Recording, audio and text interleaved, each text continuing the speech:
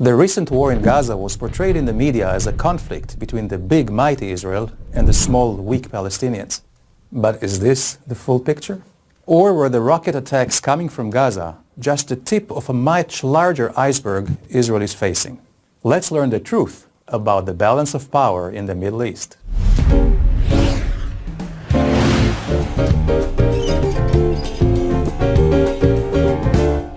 So, is the Israeli-Palestinian conflict an isolated struggle of the Palestinians in the West Bank and Gaza for independence? It's a far bigger conflict than that. The Palestinian armed struggle must be seen in context as a broader Middle Eastern effort to destroy Israel. Here is a quick historical reminder. The Palestinian Liberation Organization, the PLO, which is run by Mahmoud Abbas and officially represents the Palestinians, was established in 1964 by the Arab League. This was back in the days when Gaza and the West Bank were occupied by Egypt and Jordan. The PLO was not established to fight Jordan or Egypt's occupation, but rather, just as its charter stated, to annihilate the Jewish people living in Tel Aviv and Haifa and take over all of Israel. Also, Hamas, which controls Gaza, must be seen in context. This organization, which was formed in 1987, is only a local branch of the Muslim Brotherhood, a radical, transnational and anti-Semitic organization operating in 70 countries. One cannot ignore the fact that 3 times over the last 70 years, Arab armies united in an attempt to destroy Israel. And let's not forget, Qatar, Iran, Saudi Arabia and other Muslim countries still actively support terror against Israel and call for its destruction.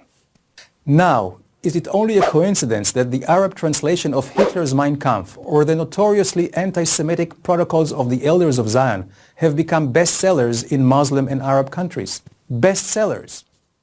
So, in reality, the Palestinian campaign against Israel cannot be separated from the larger hostile Muslim environment which promotes Israel's destruction. This environment is 650 times larger than Israel in size, 50 times larger in population, politically much more powerful since the 22 Arab countries and 57 Muslim countries operate as a united bloc against Israel in diplomatic forums. And militarily, they far outnumber Israel in armed personnel, tanks and aircraft. In addition to regular armies, Israel is dealing with Muslim terror. Hezbollah in the north is threatening Israel with an arsenal of 100,000 rockets, far more than most governments have in the world. ISIS and Al-Qaeda are on Israel's borders in the Golan and Sinai. Hamas in Judea, Samaria and Gaza. Not your most friendly neighbors. This is a map of missiles which are aimed at Israel as we speak, some of which carry chemical and biological warheads. And Iran is working on a nuclear bomb which could reach Israel in minutes. And economically, Arab League states produce over 30 million barrels of crude oil per day.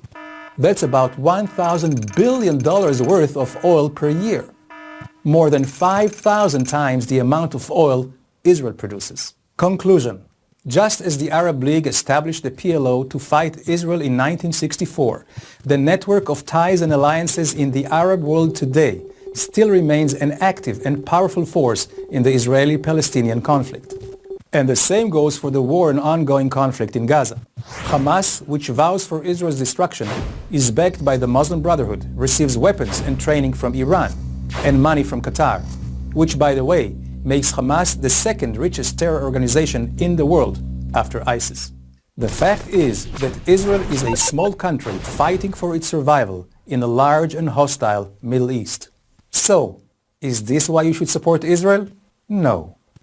Israel should not be supported because it is the underdog, rather because despite the tremendous threat and challenges it faces, Israel bravely continues promoting freedom, human rights and democracy, which no other country in the region comes even close to. Now, doesn't that put things into perspective?